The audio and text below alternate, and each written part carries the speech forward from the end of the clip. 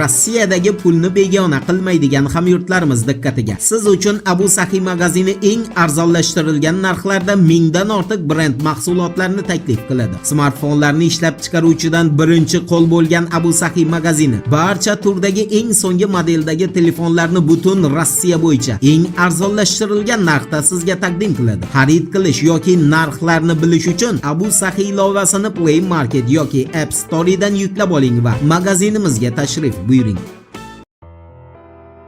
Assalomu alaykum qadrdon muxlis. Siz bilan siz bilgan va kutgan kanal Turfa olam. Mavzuni Ukrainaning Zaporojye viloyatidagi birinchi mudofaa chizig'ini tashlab ortga ikkinchi va uchinchi mudofaa chizig'iga chekingani to'g'risidagi xabar bilan boshlaymiz.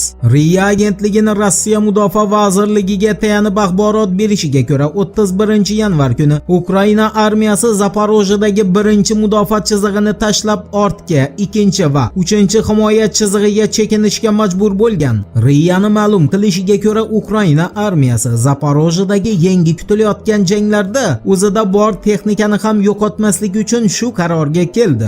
Endi roligimizning o'ntalik nuqtasi Rossiyaning NATOga hujum qilishi bilan bog'liq xabarga to'xtalamiz. 31 yanvar kuni Ukrainadagi bosh shtab qo'mondoni general Gerasimovning safdoshi general-leytenant Yevgeniy Bujinskiyning bayonotiga ko'ra NATO hozir o'ta qaltis qadam tashlab o'zi uchun tarixiy xatoga yo'l qo'yishi mumkin. Negaki general-leytenant Yevgeniy Bujinskiyni birma-bir tushuntirishiga ko'ra NATO endi Ukrainaga tanklardan tashqari qiruvchi samolyotlarni ham berishni rejalashtirmoqda. Va agarda NATO haqiqatdan Kiyevga bir dona qiruvchi samolyot beradigan bo'lsa, Rossiya xalqaro huquq normalariga qolaversa, Rossiya bilan NATO o'rtasidagi tuzilgan bitimga asosan o'sha samolyotlar saqlanadigan aerodromlarni barchasiga zarba berishga haqli bo'ladi. Va tabiiyki general-leytenant Bujinskiyga ko'ra Rossiya Ukrainaga birinchi qiruvchi samolyot borgan zahoti ularni saqlanish markazini yo'q qiladi. Bu markazlar to'g'rirog'i NATOning aerodromlari, bilmaganlar uchun eslatma, ayni damda Ruminiya va Polshada joylashgan.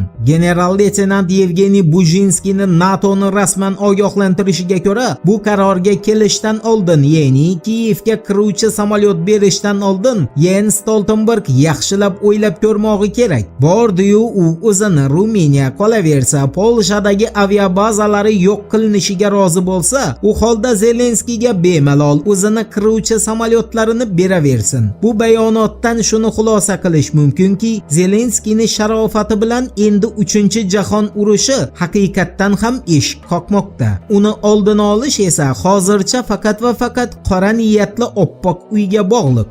Endi Rossiyani Ukraina hududida yadro quroli sinovini o'tkazishi bilan bog'liq aniq bilamiz. Siz hali eshitmagan xabarga e'tibor qaratamiz. Rossiya Harbiy fanlar akademiyasi prezidenti general Gerasimov harbiy sharhlovchi Vladimir Praxvatilovga ko'ra, yaqinda Ukraina prezidenti Vladimir Zelenskiyni tushiga ham kirmagan, biroq keyin uni umri davomida hech qachon ko'z oldidan ketmaydigan ishga qo'l uradi. Vladimir Praxvatilovning taxminiga ko'ra Rossiya armiyasi Ukrainaning referendum orqali Rossiyaga o'tgan hududida yadro quroli sinovini o'tkazadi. Gerasimovning mazkur harakatidan keyin esa Amerika Qo'shma Shtatlari bilan Yevropa Ukrainani harbiy texnikaga to'ldirish masalasini qayta ko'rib chiqadi. Aniqrog'i ular Rossiyani yadro quroli sinovidan so'ng Kiyevga qurol berishni to'xtatadi. Unutgan bo'lsangiz eslatamiz, sal oldinroq Rossiya axborot agentliklari mudofaa vaziri Sergey Shoyguni Putinga yadro doktrinasini o'zgartirgan variantini taqdim qilish arafasida ekani haqida